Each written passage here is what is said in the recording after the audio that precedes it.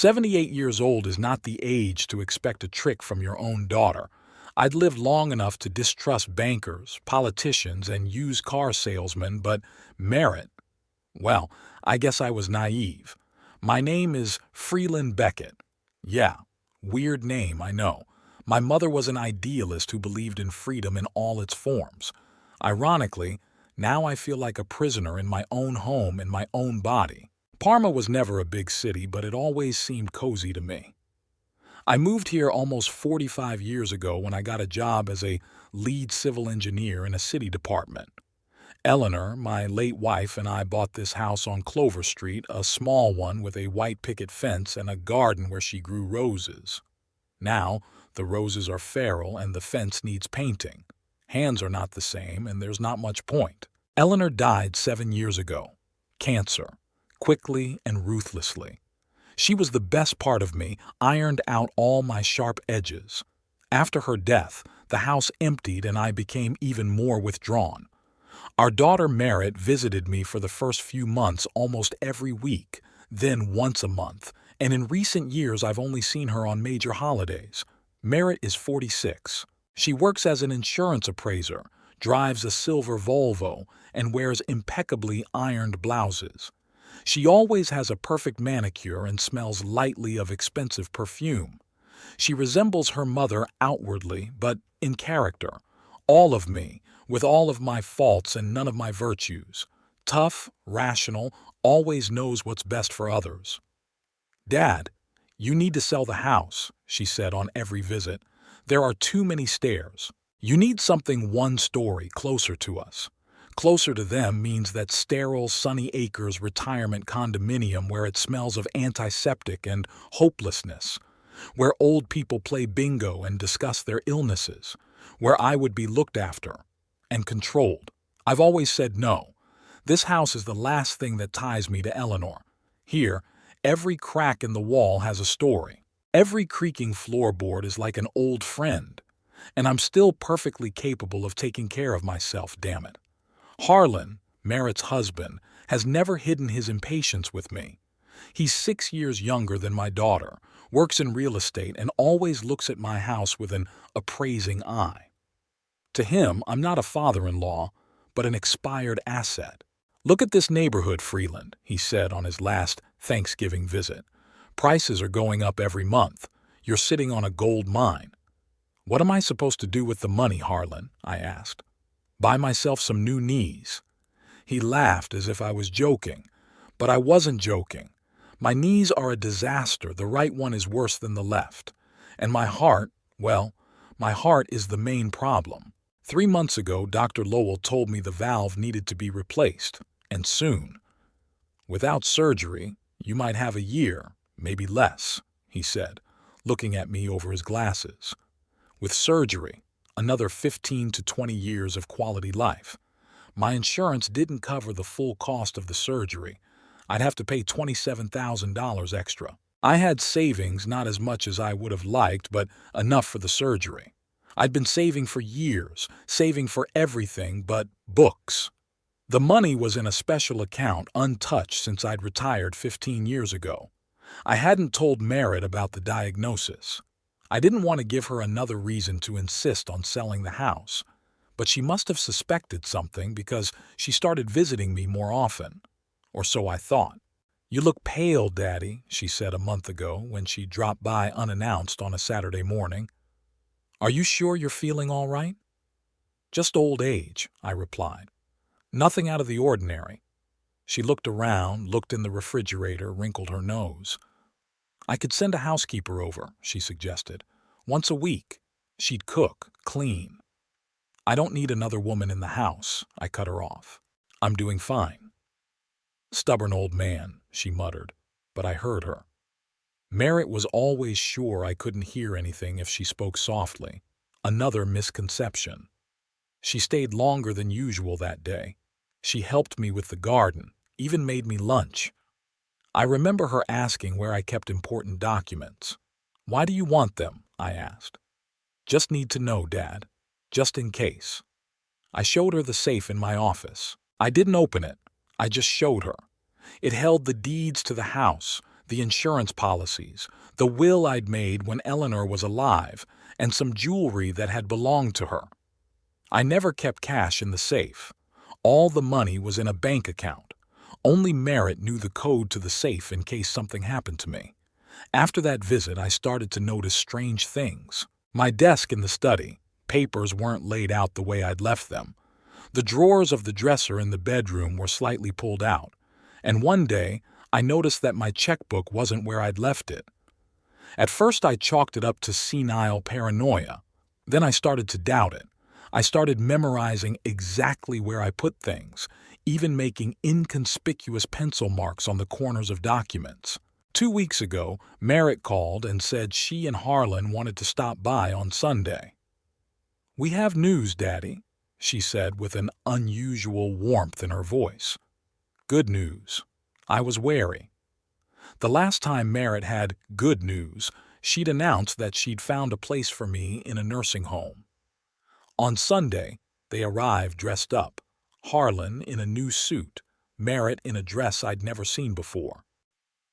"We decided to take a vacation, Daddy," she said, radiant. "It's been a long time since we vacationed together." "Congratulations," I said. "Where are you going?" They looked at each other as if they hadn't expected that question. "We haven't decided yet," Harlan said quickly. "Maybe to the coast." Merritt was unusually thoughtful that day.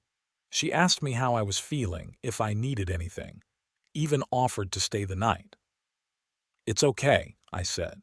"You don't have to babysit me." As they were leaving, Merritt suddenly hugged me awkwardly, as if she were hugging a mannequin. She smelled of the same perfume that Eleanor had smelled when she was young. Strange that I hadn't noticed it before. "Take care of yourself, Papa," she said. "If you need anything, call me." 3 days after their visit, I decided to check my bank account. Not that I had any particular suspicions, just a hunch. I rarely checked the balance. The money had been lying untouched for years, and I knew the exact amount. $35,420.17. It was enough for the surgery and the rehab afterward. The ATM gave me a check with the balance, $832.40. I reread the numbers several times, thinking I'd made a mistake. Then I asked for last month's statement. There was only one withdrawal, $34,588, exactly 1 week ago, the day Merritt and Harlan had arrived with the good news. I stood in front of the ATM, holding the check, and felt something die inside me. Not hope, that had been gone for a long time. Rather, the last vestiges of faith that my daughter loved me after all. At home, I called the bank. The polite young man on the other end of the line confirmed that the money had been withdrawn from my account through online banking. It required my password. Password. I always used the same one, Eleanor's birthday and the first letters of her name. I even wrote it down on a piece of paper I kept in the safe that Merritt knew the code to. That night I couldn't sleep, sitting in a chair by the window, looking out at the dark street, thinking about how we'd gotten to this point. When had my daughter turned into a man capable of stealing money from her own father, money that his life depended on? Maybe she didn't know about the diagnosis. Maybe she thought those savings were just sitting idle. But even so, how can you just take someone else's money, money that I've been saving all my life? The next day, I called Merritt. The call went to voicemail. I called her at work. The receptionist said Mrs. Ellington, Harlan's last name, was taking 2 weeks off. I called Merritt's neighbor, Brenda, with whom I sometimes had a word when I visited my daughter. "Oh, Mr. Beckett," she said enthusiastically, "you must be very proud of Merritt and Harlan. Such a spontaneous decision to go to Hawaii. I would never have done it without preparation. Hawaii. Not maybe the coast. Hawaii." "Yes," I said, swallowing the lump in my throat. "Very spontaneous." They were so excited to go. Harlan even said it would be the best vacation of their lives. I bet it was. On me. At that moment, something broke inside me completely. All these years I'd thought Merritt was just cold to me, that she was uncomfortable around her elderly father. But that wasn't it. She was just waiting for the moment when she could capitalize. I thanked Brenda and hung up the phone. Then I sat down at my desk and started writing a list of things that needed to be done. Merritt was wrong if she thought I was a helpless old man who could be robbed with impunity. I'm not the kind of man who gives up without a fight. All my life I've been solving problems, first as an engineer, then as a husband and father, now as an old man who has to fight with his own body every morning. But my daughter's betrayal was too hard a blow. I didn't sleep a wink that night. I sat in my old armchair holding the photograph of Eleanor and me holding the newborn Merritt. Eleanor's face glowed with such happiness that even now, looking at the picture, I felt warm. I looked scared and proud at the same time. We lived in a small apartment on the outskirts of town, and I worked 60 hours a week to provide for my family. "What happened to that little girl?" I asked the photograph. There was no answer, of course. In the morning, at first light, I went to see my neighbor across the street, Violet Temple. She's 86 and she knows everything that goes on in our street. Not because she peeps. It's just that her living room windows face the road and she spends most of her day in her armchair with her knitting and audiobooks. "Freeland," she exclaimed as she opened the door. "What a pleasant surprise. Come in, I've just made tea." Violet's house smelled of cinnamon and old books. She'd lived alone since her husband Ronald died 15 years ago. They had no children, only nephews who visited her at Christmas. "Violet," I began as we settled into her cozy living room, "have you noticed anything unusual lately? Maybe you've seen someone come to my house." She squinted, looking at me over her glasses. "Is something wrong, Freeland?" I didn't want to tell her about the theft. It was too humiliating to admit that my own daughter had stolen from me. Just something was missing from the house. Nothing serious. Violet set the cup on the table and leaned back in her chair. "Your daughter came by last week Tuesday. I saw her car. She stayed with you for about an hour, then she left. She also came by early Friday morning. You were probably still asleep." "Friday?" I was tense. "Are you sure?" "Positive." I was just putting in my hearing aid and I heard an engine noise. I looked out the window, her silver car. She came in using your key. She stayed about 20 minutes, no more than that.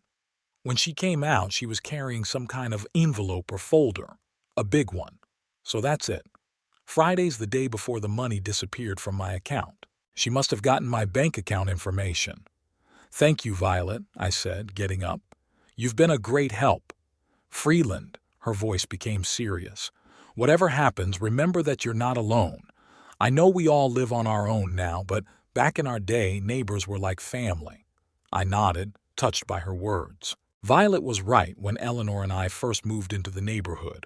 All the neighbors knew each other, helped each other in times of need. Now most of those people have died or moved away, and the new tenants don't even say hello when they meet.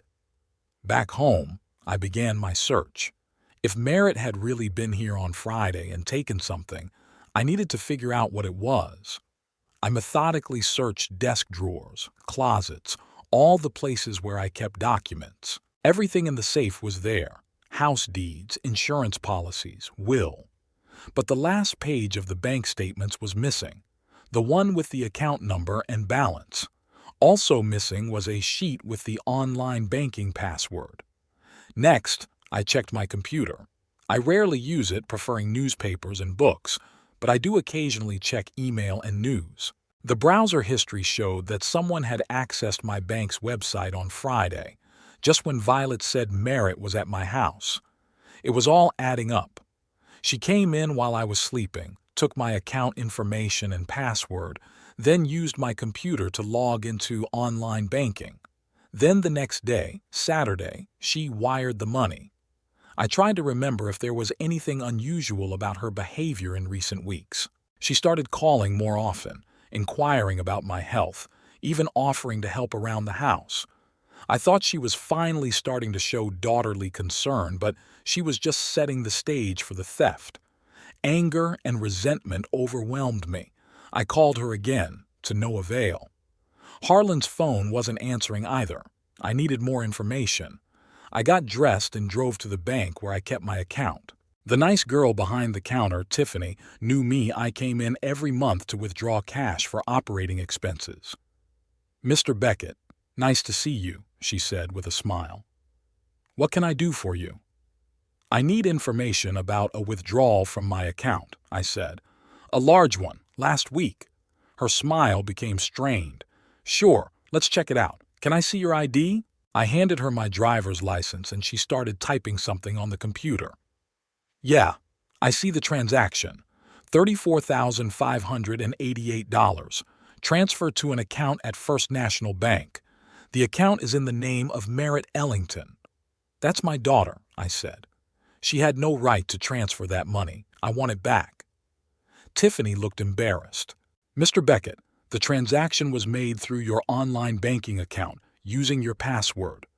According to our policy, this confirms that you authorized the transfer." "She stole my password." I raised my voice, and several people in the room turned in our direction. "That's stealing." "Sir, please keep your voice down." Tiffany looked around, obviously searching for the guards with her eyes. "If you think you've been a victim of fraud, you need to go to the police and file a formal report. The bank will investigate, but I must warn you, it could take several weeks. A few weeks. And Merritt and Harlan are enjoying life in Hawaii right now, spending my money." "Can I at least block any further transfers?" I asked. "Sure," Tiffany replied. "We can change your account password and install additional security." We did that, and half an hour later I walked out of the bank with a new password and the feeling that I had done something. But the main problem remained. My money had been stolen and the perpetrators were enjoying impunity. On the way home, I stopped by to see Paul Norton, an old colleague of mine from the building department. Paul was 10 years younger than me, but also already retired. We weren't close friends, but we kept in touch. We had lunch together once a month, sometimes played chess. The door was opened by his wife, Gloria, a full woman with kind eyes. "Freeland. What a surprise. Paul's in the garage, tinkering with his boat.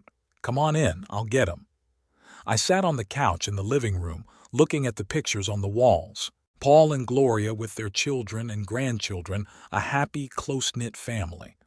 I felt bitter at the thought that I would never have that. "Freeland, you old sea wolf." Paul came in, wiping his hands with a rag. "What are you doing here?" "I need some advice, Paul," I said, "and maybe some help." I told him everything, the diagnosis, the money, Merritt's betrayal. He listened without interrupting, his face growing darker and darker. "Damn it, Freeland," he said when I was done. I don't even know what to say. My own daughter." "I don't know what to do," I admitted. "The police, lawyer, or just accept it." Paul shook his head. "Deal with it? No. It's your money, your life on the line. I'd start with a lawyer. My son has a good friend who practices family law. I can arrange a meeting." "Thank you," I said. "And about the surgery? You don't know anyone in the medical community? Maybe there's a way to do it cheaper or in installments." "I'd have to find out," Paul said thoughtfully. "Gloria's niece works at St. Mary's. We could ask her." We talked for another hour or so. Paul offered to lend me some money, but I declined. This was my battle, and I didn't want to drag my friends into it. As I was about to leave, Gloria, who had been in the kitchen the whole time, came up to me. "Freeland, I've been thinking, Merritt and Harlan couldn't just fly to Hawaii. They'd have to book a hotel, tickets. Maybe if we knew exactly where they were staying, we could contact them." I looked at her gratefully. Gloria had always been a practical woman. "That would be a good idea. But how to find out? Maybe through mutual acquaintances?" Paul suggested. Merritt had friends she could tell. I thought of Brenda, Merritt's neighbor from the day before. "Maybe," I said. "I'll give it a try." Back home, I called Brenda again. She was glad to hear from me. She seemed bored alone. "Mr. Beckett, how are you? Anything else you need to tell Merritt when she gets back?" "Actually, Brenda, I'm trying to reach her. It's urgent. Do you know what hotel they're staying at in Hawaii? Oh, let me see. She paused. Merritt said something before she left. Something about Waikiki or something like that. That's the beach there, isn't it? Yes. On Oahu, I was there once with Eleanor on our 20th anniversary. Do you remember the name of the hotel? No. I'm sorry. But she said it was a very expensive place, right on the beach. Of course it was expensive. For my money. Thank you, Brenda. That's something. What happened? If it's no secret. Nothing serious, I hope. It's a matter of life and death, I said dryly. Literally. After talking to Brenda, I sat down at my computer and started looking up information on hotels in Waikiki. There were a lot of them and all really expensive. Merritt and Harlan could have been in any of them. I decided to take a different course of action. I went to Merritt's social media page. She rarely posted anything, but maybe she couldn't resist bragging about her vacation. And I was right. A sudden decision is the best decision. Hawaii, here we come. Read a post from Saturday. Attached to it was a picture of Merritt and Harlan at the airport with tags on their suitcases. I zoomed in and was able to make out the name of the airline, Hawaiian Airlines. In the comments below the post was a correspondence with some Ashley, apparently Merritt's co-worker. Wow, cool. What hotel? Ashley asked. Hawaiian Royal, right on Waikiki. Ocean View Room, Merritt replied. I quickly found the hotel's website. The Hawaiian Royal was one of the most luxurious on Waikiki. An Ocean View Room cost about $500 a night. I tried to call the hotel directly, but the receptionist refused to connect me to a room without a guest name. Can I leave a message for Merritt and Harlan Ellington? I asked. Of course, sir. What should I say? Tell them Merritt's father called. It's urgent, a matter of life and death. Have him call back as soon as possible. Yes, sir. I'll tell him. I hung up the phone and leaned back in my chair. Now, all I had to do was wait. If Merritt got the message, she should call back. If she had any conscience left. In the evening, I decided to check my bank account again to make sure the new security measures were working. Going to the bank's website, I found that I had a credit card linked to my account in Merritt's name, a card I didn't even know existed. I immediately called the bank. I want to block the credit card linked to my account, I told the operator. Of course, Mr. Beckett. Is the card in your name? No, it's in Merritt Ellington's name. I did not authorize the issuance of this card. There was a pause. Mr. Beckett, there's a record in our system that you authorized an add-on card to your account 2 years ago. 2 years ago. Right when I suffered a minor stroke and Merritt took over my finances for a few weeks. She must have set up the card then without my knowledge. I want it blocked immediately, I said firmly. Of course, sir. The card will be blocked. Do you also want to close the line of credit? Yes, everything associated with this card. And check to see if there are any other cards or accounts tied to mine. The operator checked and said there was nothing else. The card was blocked. That meant Merritt and Harlan could no longer spend money from my account. A small victory, but not enough. The principal had already been transferred to Merritt's account, and it wouldn't be easy to get it back. That night I couldn't sleep again. I lay in bed, staring at the ceiling, thinking about how I'd gotten to this point in my life. My only daughter had stolen the money needed to save my life and was now enjoying a lavish vacation while I lay here, counting the days until my heart finally gave up. Eleanor would be devastated if she found out about this. She's always believed in Merritt, always defended her when I was too strict. She's just looking for herself, Eleanor said when Merritt dropped out of college. She's young, she needs time, she consoled me when Merritt got involved with that guy, the drug addict before Harlan. But Merritt hasn't been young for a long time. She's 46, and she knew what she was doing when she took my money. I couldn't let her get away with it, not just because of the money, because of the betrayal, because she had trampled on everything Eleanor and I had tried to teach her. I called Paul again that morning. About that lawyer, I said. "Can you arrange a meeting as soon as possible?" "Of course," he replied. "I'll call right away." An hour later, he called back with the news. "Tomorrow, at 10 o'clock in the morning. His office is downtown on Maple Street. His name is Henry Coleridge." "Thanks, Paul. I owe you one. Come on," he said. "That's what friends are for." I spent the day gathering all the documents I could find. Bank statements, deeds to the house, the will. If Merritt thought she could steal from me with impunity, she was sorely mistaken. I was going to fight, and the first step would be to see a lawyer. The morning was overcast with heavy gray clouds in the sky.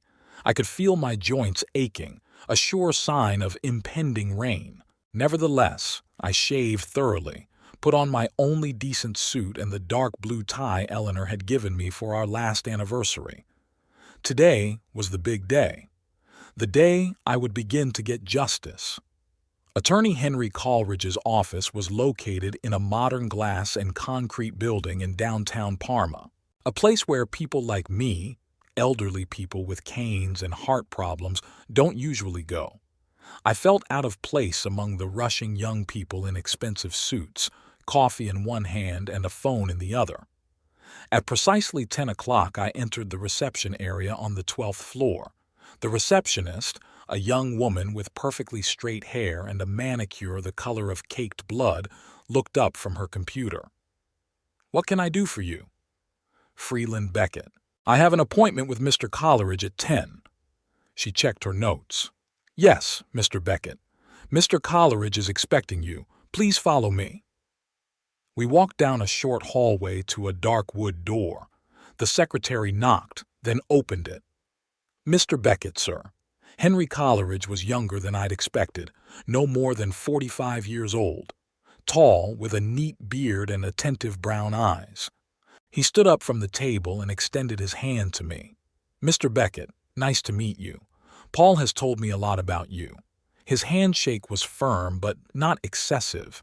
He'd obviously considered my age. "Thank you for taking the time," I said, sitting down in the chair across from him. "So," Coleridge said as the secretary walked out, closing the door behind her, "Paul mentioned that you were having family problems. What exactly happened?" I told him everything. The diagnosis, the money, Merritt's betrayal. He listened without interrupting, making notes in a small notebook. His face remained impenetrable, with only the occasional wrinkle between his eyebrows. When I finished, he leaned back in his chair and folded his arms. "Mr. Beckett, I'm not going to beat around the bush. The situation is complicated. Your daughter technically committed theft by using your password without authorization.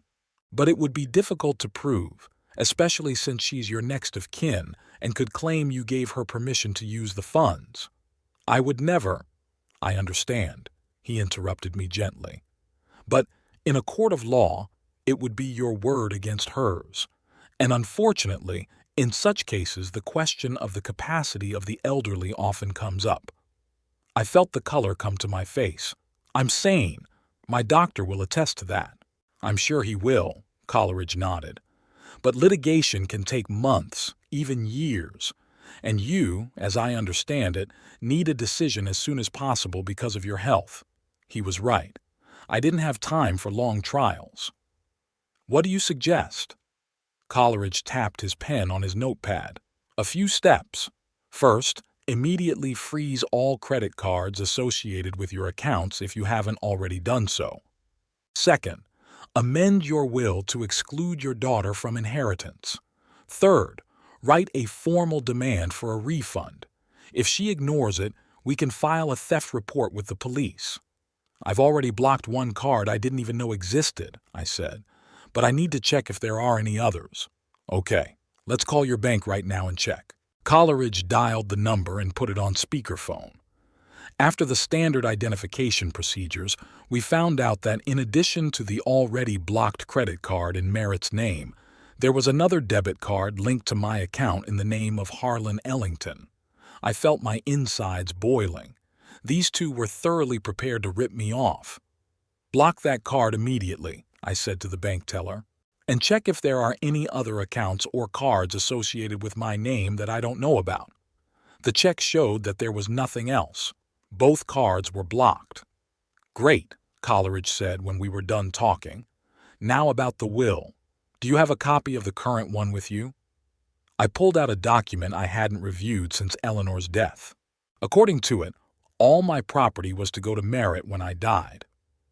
I want to exclude her completely, I said firmly. And Harlan too, of course. To whom would you like to leave your property? I wondered. I had no other close relatives. My brothers and sisters were long dead, my nieces and nephews were scattered across the country, and I had no contact with them. Maybe a charitable foundation, something to do with helping the elderly or medical research for heart disease? Coleridge nodded. That's a good option. I can recommend some reputable organizations. Or we could point to the local St. Mary's Hospital. They have a cardiology department and a program to help indigent patients. That would be fine, I agreed. And another thing, I want to leave something for Paul and Gloria Norton. They're good friends and they're supporting me now. Sure, we can specify a specific amount or a percentage of the total value of the estate. We spent the next hour discussing the details of the new will. Coleridge patiently explained the legal intricacies, and I tried not to miss anything important. In the end, we came to an agreement. 80% of my estate would go to St. Mary's Hospital, 15% to Paul and Gloria, and the remaining 5% to cover funeral expenses. I'll have the document ready by tomorrow, Coleridge said. Will you be able to come and sign it? Yes, of course. Now, about the refund claim, I'll draft a formal letter on your behalf. We'll mail it to your daughter's home address, and also to her email if you have one. I do. I dictated the address to him, but they're in Hawaii right now. I'm not sure they check their mail. That's not a problem. The important thing is to document the fact that the demand was made. It'll be important if the case goes to trial. When all the formalities had been discussed, Coleridge escorted me out. Mr. Beckett, one more question. You mentioned that you need heart surgery. What does your doctor say about the timing? The sooner the better, I answered. But you can't do it without money. I know some good cardiologists who work with charity programs. They might be able to help. I'll contact them and let you know. I was touched by his involvement. Thank you, Mr. Coleridge. You've been very helpful. Please call me Henry, and don't thank me too soon. We're just getting started. As I left the office building, I felt a strange sense of relief. For the first time in days, I had done something concrete to protect myself. It might not give me my money back immediately, but at least Merritt and Harlan would no longer be able to use my funds. I decided to stop by the bank in person to see if the card blocking had actually occurred. The branch was only 2 blocks from Coleridge's office. Tiffany, the same employee who had helped me earlier, greeted me with a smile. Mr. Beckett, what can I do for you today? I want to check to see if the cards linked to my account are actually blocked. She checked the information on the computer. Yes, both cards are blocked. A credit card in the name of Merritt Ellington and a debit card in the name of Harlan Ellington. They can no longer be used. Great. And one more request. I want to be notified of any attempts to use these cards or withdrawals from my account. Of course, I'll set up that service. You will receive SMS notifications on your phone. Tiffany quickly set up the notifications and I thanked her. Now all I had to do was wait for Merritt and Harlan's reaction when they discovered that their cards no longer worked. When I returned home, I found 3 missed calls from an unknown number. My intuition told me it was Merritt. Apparently, she had already tried to use the card and was rejected. The phone rang again as I was taking off my coat. Same unknown number.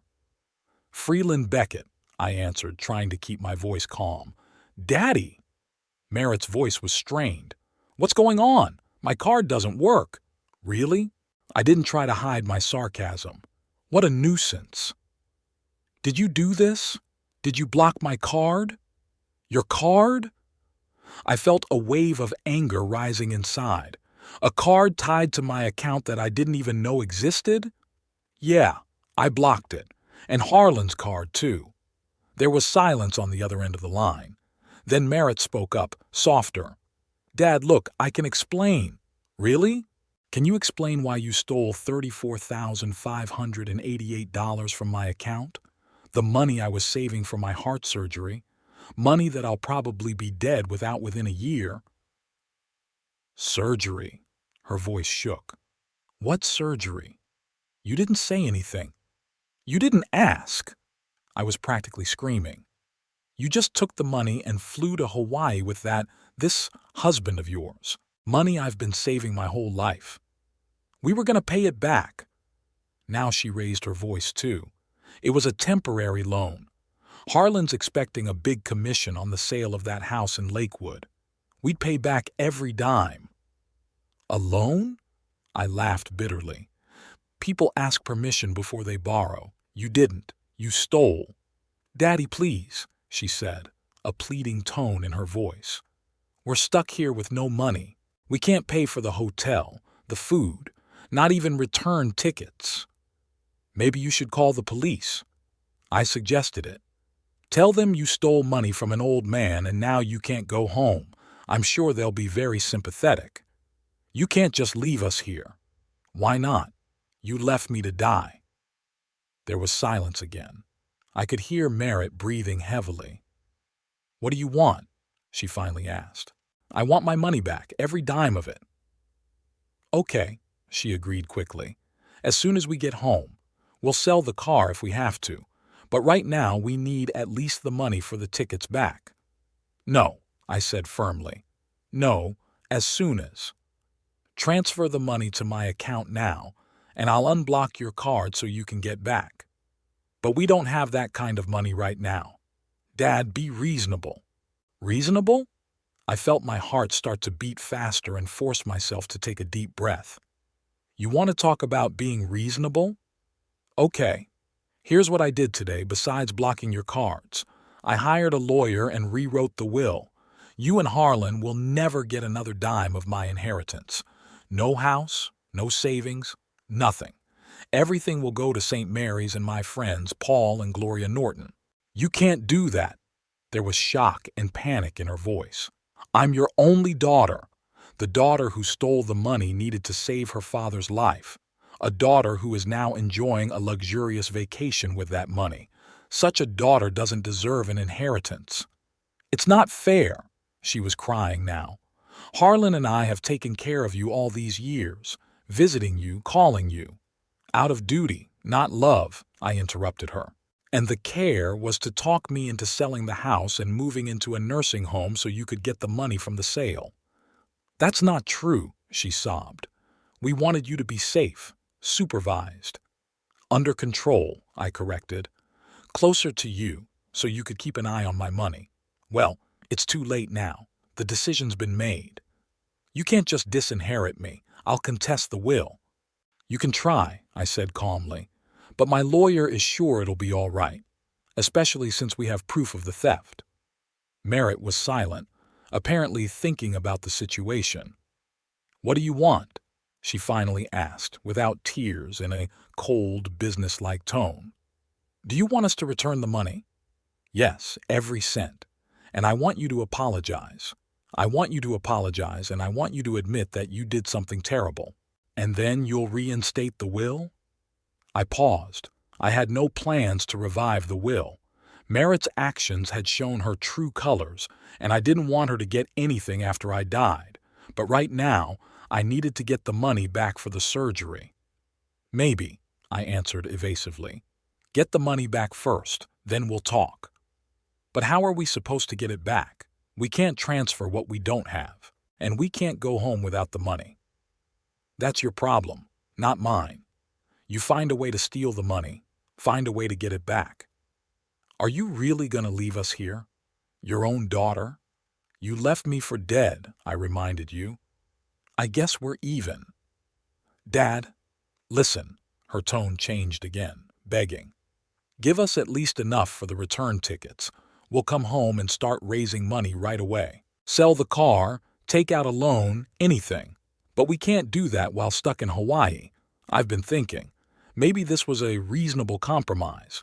If they came back, it would be easier for me to charge them, and I'd be able to make sure they actually took steps to pay back what they owed. How much are the tickets?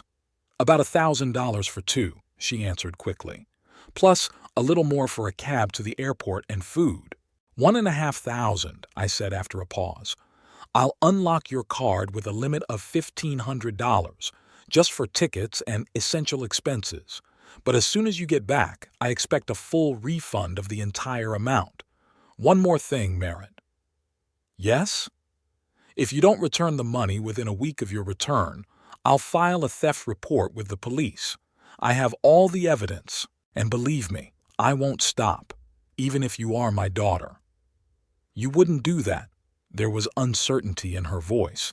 You wouldn't dishonor your own family. You've already dishonored our family, I replied. I'll just make it public. 1 week, Merritt. It's either money or the police. And don't think I'm bluffing. I could hear her quietly discussing something with Harlan with her hand over the receiver. Okay, she finally said. Unlock the card. We'll be back on the next flight and start collecting the money right away. I'll be waiting, I said, and hung up. An hour later, I called the bank and asked to partially unblock Merritt's card with a limit of $1,500. The bank employee warned me that this was an unusual procedure, but agreed to fulfill my request. Now it was up to Merritt and Harlan. Would they come back? Would they keep their promise? I wasn't sure, but one thing was certain. I would no longer blindly trust the daughter who had betrayed me, and if I had to, I would indeed go to the police. Family or no family, some things can't be forgiven. The next morning, I woke up with the feeling that something had changed. Not in my bedroom with its worn wallpaper and creaky floor, but in myself. For the first time in a long time, I didn't feel helpless. Yes, my money had still been stolen, and yes, without surgery, my prospects were bleak. But I was no longer a victim of circumstance. I had taken action, and now control, at least in part, had returned to me. I ate breakfast, popped my pills, and decided to call the hotel in Hawaii to see if Merritt and Harlan had used the unlocked card. Hawaiian Royal, how may I help you? A pleasant female voice with a slight accent answered. Good morning, I said. I would like to know if there are any guests by the last name of Ellington still staying at your hotel, Merritt and Harlan Ellington. Just a moment, I'll check. There was a brief pause. Yes, Mr. and Mrs. Ellington are still registered with us. Would you like to leave a message? No, thank you. Can you tell me if they've paid their bill yet? I'm afraid I can't give that information, sir. It's confidential. Of course I understand. Thank you for your help. So they're still there. I wonder if they've already booked their return tickets as promised. Or are they spending the amount I've authorized for the last few days of their vacation? Either way, I needed to move on. Today I was to sign a new will with Henry Coleridge. The appointment was set for 2 o'clock in the afternoon. As I was getting ready, the phone rang. It was Paul. Freeland, how are you? Did you meet Henry? Yeah, yesterday. I'm going to sign the new will today. How'd he seem? Did he seem competent to you? More than competent. Thanks for the recommendation, Paul. You're welcome. Listen, Gloria and I were thinking, maybe you should have dinner with us tonight. Nothing fancy, just some home-cooked food and company. I hesitated. Since Eleanor's death, I'd rarely gone out for dinner, preferring quiet evenings alone. But now the prospect of spending an evening alone, brooding over my daughter's betrayal, didn't seem appealing. I'd love to, I said. What time should I be there? Around 6? Gloria's making her famous lasagna. I look forward to it. After talking to Paul, I decided to walk to the post office to mail some bills. The day was clear and the fresh air helped me think. On the way, I met Violet Temple, my elderly neighbor. She was walking her tiny Yorkshire Terrier, Toby. Freeland! She waved her cane at me. How are you today? Not bad, Violet. And you? Oh, nothing much. Arthritis is bothering me as usual. But the sun's out, and that's a good thing. We were standing on the sidewalk exchanging the usual neighborly pleasantries when Violet suddenly said, "By the way, Brenda Hopkins, your daughter's neighbor, called me last night. Said Merritt called her from Hawaii and asked to borrow $2,000. Can you believe that? I'm tense." "Really? What about Brenda?" "She said she didn't have that kind of money. And you know what the weirdest part is? Merritt then called a few other neighbors with the same request. Jean Kowalski, Margaret Pearson. They all said no. What's going on, Freeland? Is Merritt in financial trouble?" I didn't want to talk about family problems, but Violet already knew too much. Let's just say she and Harlan ended up in Hawaii on a shoestring budget. Violet squinted at me. "And that had something to do with what was missing from your house? Shrewd old lady. Never misses a thing." "Maybe," I answered evasively. "Have you heard anything else?" "Just that they're desperate." Brenda said Merritt was even crying into the phone. Said they couldn't go home without the money. So the $1,500 I let them spend wasn't enough? Or were they just trying to raise more money so they wouldn't have to pay me back what they stole? Thanks for the information, Violet. I should get going. Sure, honey. And you know what? Whatever happens between you and Merritt, remember, blood is thicker than water. I nodded, not wanting to argue. Blood may be thicker than water, but betrayal corrodes even the strongest bonds. At 2 o'clock, I met with Coleridge and signed the new will. It was exactly as we discussed. 80% of my estate went to St. Mary's Hospital, 15 to Paul and Gloria, and 5 for funeral expenses.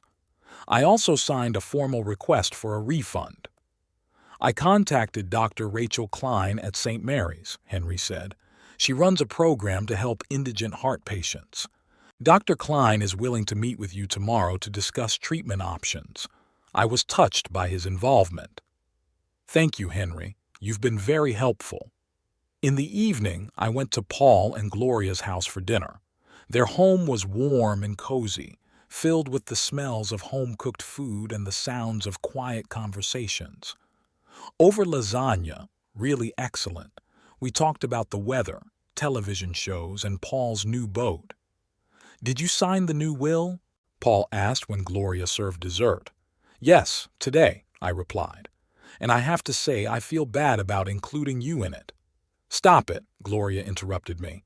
"We're friends, Freeland, and hopefully we'll live a long time, so your will remain just a piece of paper in the closet."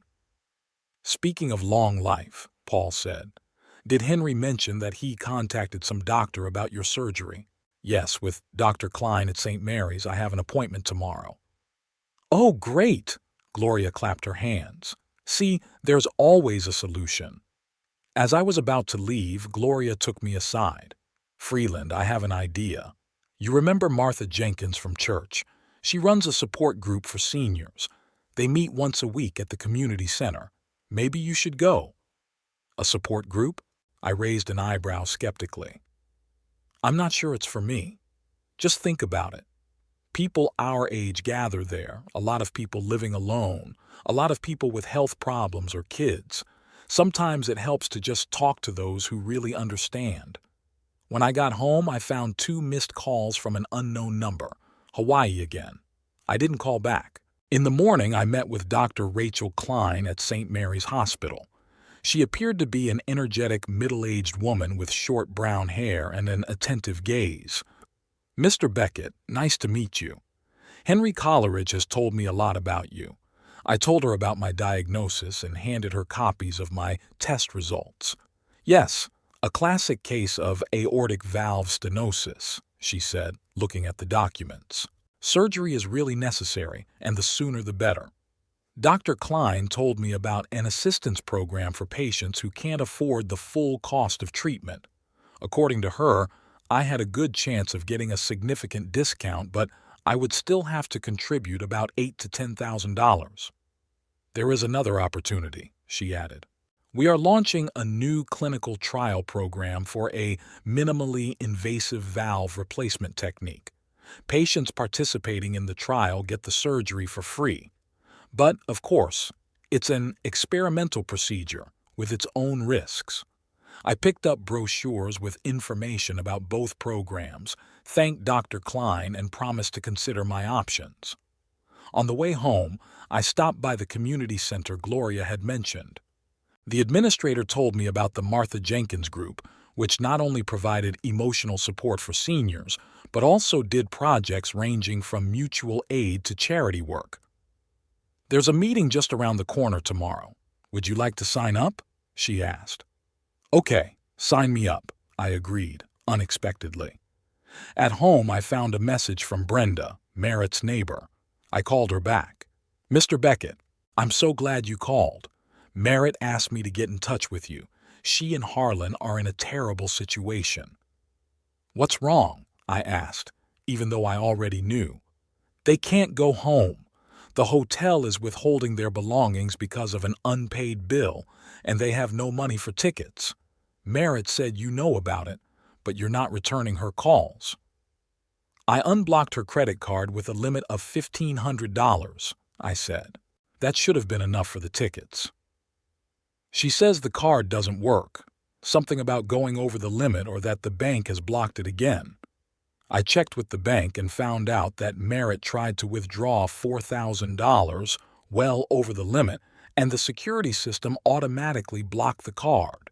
I asked for it to be unblocked again, with the same limit of $1,500, and sent Merritt a message explaining. In the evening, I sat in my chair looking through brochures from Dr. Klein. The experimental procedure looked promising: less recovery time, less risk of infections, and it was free. But of course, there was an added risk because of its novelty. I was also thinking about a third option, not having the surgery at all. Dr. Lowell said I could have a year without it, maybe less. But a year is not a short time if you use it right. What if I sold my house, paid off my debts, and used the remaining money to travel or do something useful? Help other seniors who are facing problems like the community center administrator said? That thought lingered in my mind. What if I used my remaining time to do something meaningful, something that would leave a mark after me, more important than money for a daughter who never appreciated me? The next day, I showed up for the Martha Jenkins Group meeting. There were about 15 people gathered in a large, bright room, mostly my age or a little younger. "You must be Freeland Beckett." An energetic woman with short gray hair approached me. "I'm Martha Jenkins. Gloria Norton said you might be coming." "Yes, that's me," I shook her hand. "Thank you for letting me join you." I sat in a circle and was surprised to find that the people around me didn't look depressed or miserable, as I'd feared. They were active, outgoing, with a spark of life in their eyes.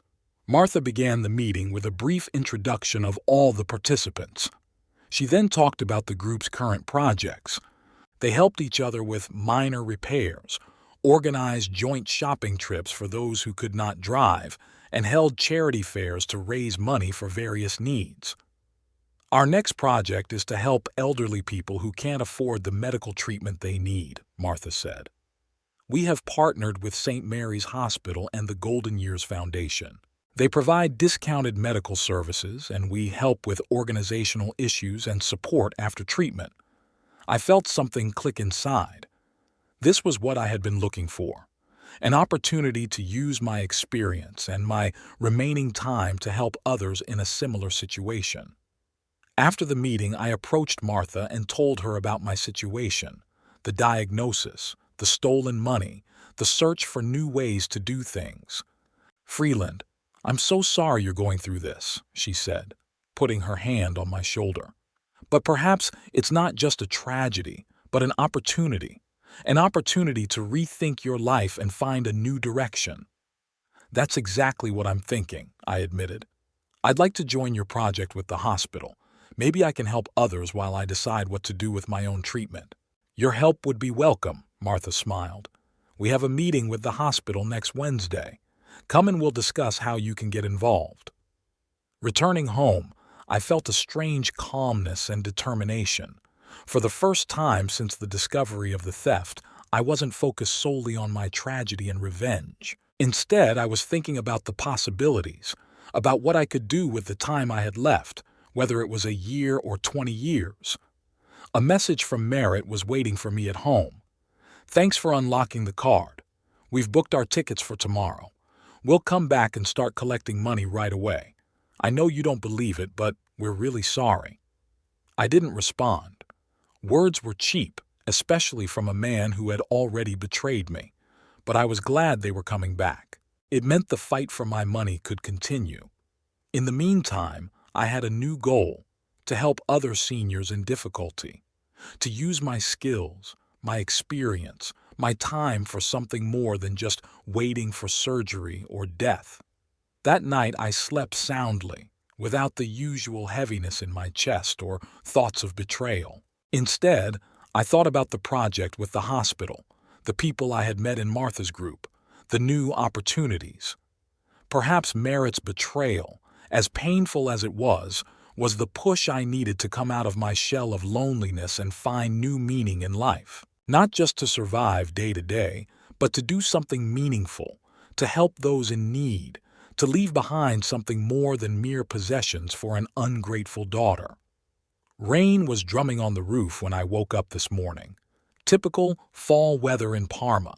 Gray skies, wet leaves on the sidewalks, the smell of damp earth permeating even through the closed windows. I lay in bed, listening to the steady beat of the drops and thinking about the day ahead. Merritt and Harlan were due back from Hawaii today. Brenda had called last night to let me know that Merritt had contacted her again. They had booked tickets for a flight arriving at the Parma airport at 2 o'clock in the afternoon. Merritt asked me to tell her that they would come to my place right away to discuss everything. There was nothing to discuss. I had already made up my mind. They stole my money. Let them give it back. Until then, no talking, no excuses, no tearful apologies. I'm too old for these games. I got up, took a shower, got dressed. The morning ritual unchanged for years. Coffee, toast with jam, pills. Reading the newspaper, which was still delivered every morning, even though most people had long since switched to online news. I appreciated the feel of paper under my fingers, the smell of printing ink, the little joys that make life bearable. At 10 a.m., Martha Jenkins called. "Freeland, good morning. You didn't wake me?" "No, I was up a long time ago. Anything wrong?" "Nothing urgent. I just wanted to remind you about our meeting with St. Mary's on Wednesday. Oh, and, Jim Patterson from our group has offered to help you repair that fence you mentioned. He will be available on Saturday." Jim was a former carpenter, now retired. At the group meeting, we got to talking, and I mentioned that my fence was in need of repair. "That's very kind of him," I said. "But I'm not sure I'll be home on Saturday. My daughter is coming back today, and the situation is complicated." "I understand." Martha's voice was full of sympathy. "If anything changes or you need support, call me anytime." After talking to Martha, I decided that I didn't want to be at home when Merritt and Harlan arrived. I needed a place where I could wait out their visit in peace. I called Dorothy Wilkins, Eleanor's old friend. They'd been friends since high school, and even after Eleanor died, Dorothy and I kept in touch, albeit infrequently. "Dorothy, it's Freeland Beckett." "Freeland! What a pleasant surprise. How's your health?" "I've been better. Listen, Dorothy, I need a favor. Could I stay with you for a few hours this afternoon?" "Of course, darling. Is something the matter?" I briefly told her about the situation with Merritt and the money. Dorothy listened without interrupting. When I finished, she sighed. "Oh, Freeland, Eleanor would be devastated. She always had so much faith in Merritt." "I know. That's why I don't want to see them today. I don't know if I can keep from saying too much." "Come by at 1 o'clock. I'll make dinner, we can sit and talk. And if Merritt comes looking for you, I'll tell her you came in, but you've gone out and I don't know where." "Thank you, Dorothy. One more favor. If they do come to see you, tell Merritt that she died for me the day she stole my money, that I don't want to see her or speak to her until all the money is returned. Every last dime. That's harsh, Freeland. I could hear the doubt in Dorothy's voice. No tougher than leaving my father to die without the surgery he needed, I replied. I hung up the phone and started to pack. I took my medicine, the book I was reading, and a small package of pictures of Eleanor and little Merritt. I wanted to show them to Dorothy. She liked to reminisce about old times. At 12:30, I left the house and caught a cab to Dorothy's house. She lived in the old part of town, in a Victorian house she had inherited from her parents. The house was too big for a single woman, but Dorothy refused to move, saying it was where her memories lived. Dorothy met me at the door, dressed in a simple blue dress and cardigan. She was 76, but she looked younger her jeans and regular yoga classes. Come in, come in. I made chicken soup and fresh bread. I know you like simple food." We sat down at the kitchen table, covered with an old checkered tablecloth. We ate and talked about nothing: the weather, the books we had recently read, the new cafe that had opened on the main street. We avoided the subject of Merritt, though I sensed that Dorothy wanted to ask for details. After lunch, we moved to the living room. I took out the photographs and we began to look at them. "I remember this day," Dorothy said, pointing to a picture of all of us standing by the lake. It was the summer of '85. Merritt was 6 and she was afraid of the water. Eleanor had spent the day teaching her to swim. And by evening, she didn't want to leave the lake, I added with a smile. We barely got her out when it got dark. "She was always stubborn," Dorothy said. "Just like you." I chuckled. Maybe that was our problem. 2 stubborn people who wouldn't give in. We kept going through the pictures, reminiscing about the past. At one point, Dorothy looked at her watch. "It's almost 4 o'clock. Do you think they were already at your house?" If their flight arrived on time, they probably have. As if in response to our words, Dorothy's cell phone rang. She picked it up, and I realized from her glance in my direction that it was Merritt. "Yes, darling, he was here." "No, he's gone. I don't know where he went." Dorothy paused, listening. "Merritt, he asked me to tell you something. It won't be pleasant to hear, but he said you died for him the day you stole his money, that he didn't want to see you or talk to you until all the money was returned." I couldn't hear what Merritt answered, but I could see Dorothy's face growing more and more tense. "No, I don't think he's going to change his mind. Yes, I realize you're sorry, but—" Dorothy sighed. "Look, Merritt, I've known you since you were born, and I loved your mother like a sister. So I'll be blunt. What you've done is unforgivable. Your father is old and sick, and that money was his last hope for a normal life.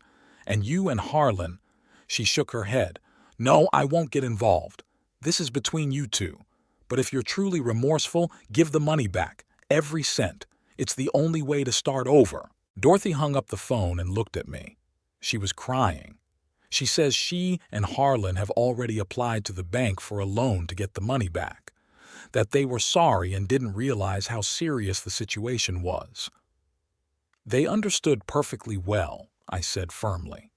"Merritt had seen my medications, knew about the doctor's appointments.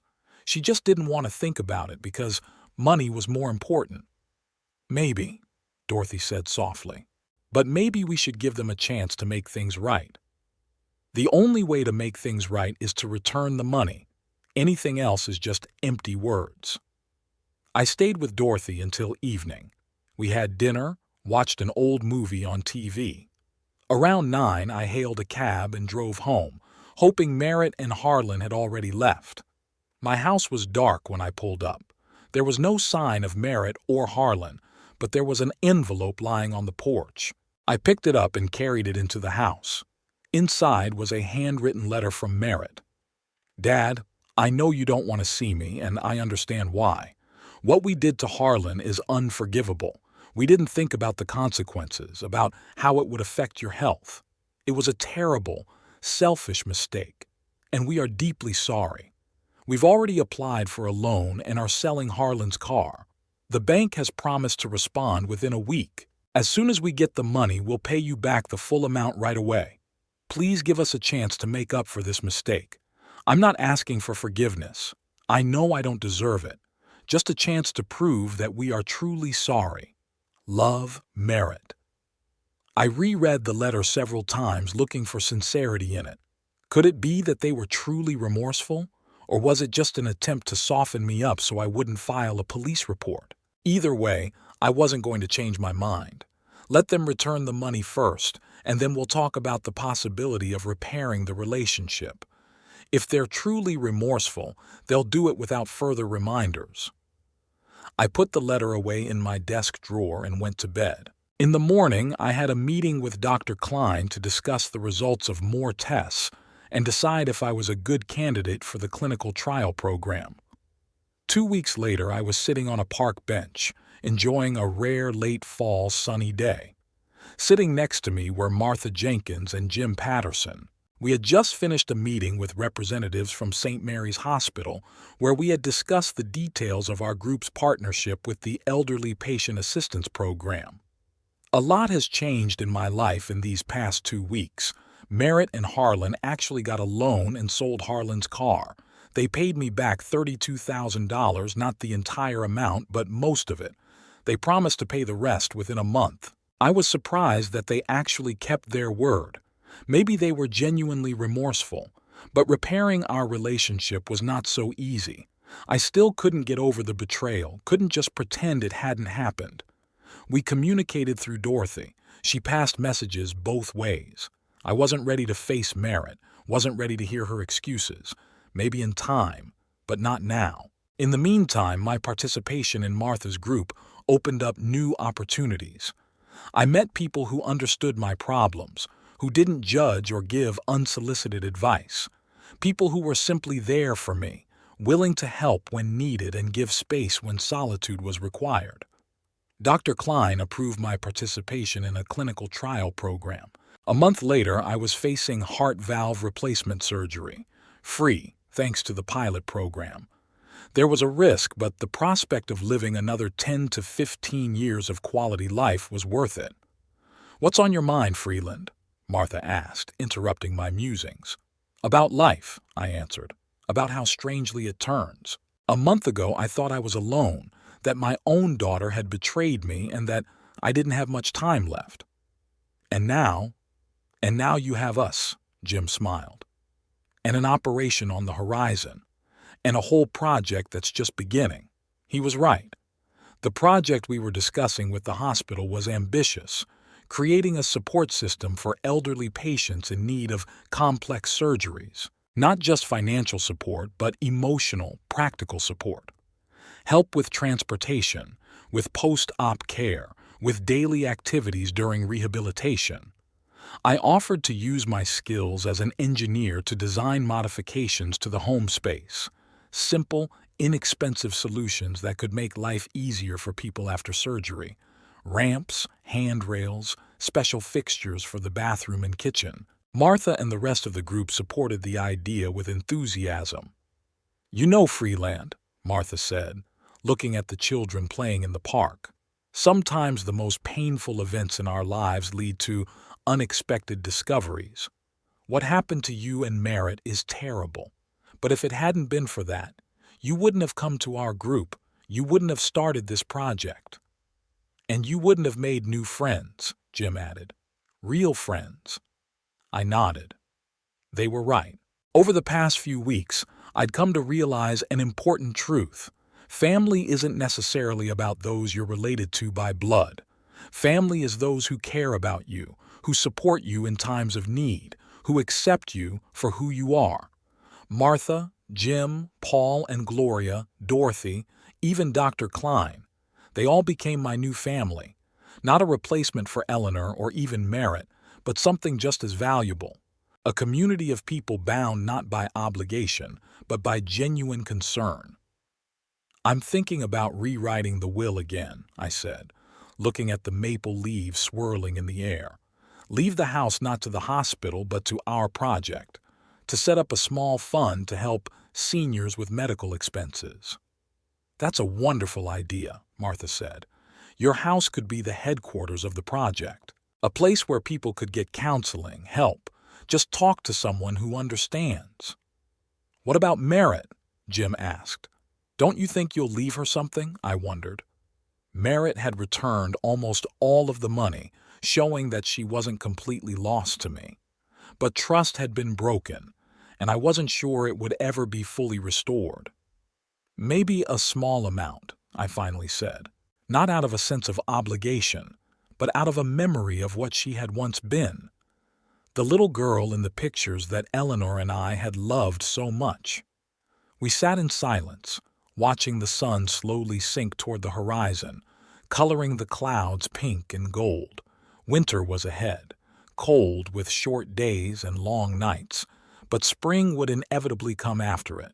And I hoped to meet it with a new heart valve, with new strength, and with a new understanding of what really matters in life. Not money, not possessions, not even blood ties. It's the people who are there for you in times of need. People who see you not as a burden, not as a source of inheritance, but as a person with their own thoughts, feelings, dreams. People who become your real family when your blood family betrays you. We should go, Martha said, getting up from the bench. It's getting cold. Jim, can you give Freeland a ride home? Sure, Jim nodded. My buggy isn't as comfortable as Harlan's car, but it'll do the job. I smiled. Another little advantage of true friends is that they can joke about painful things without hurting. We walked to the parking lot, discussing plans for the next week. We had an appointment with a lawyer to discuss setting up a foundation, then a visit to Dr. Klein for a pre-op exam, and, of course, another group meeting to continue working on our project. Life went on despite the betrayals and disappointments, and for the first time in a long time, I was glad for it. Glad for every new day, every opportunity to do something meaningful, every minute spent with people who had become my real family.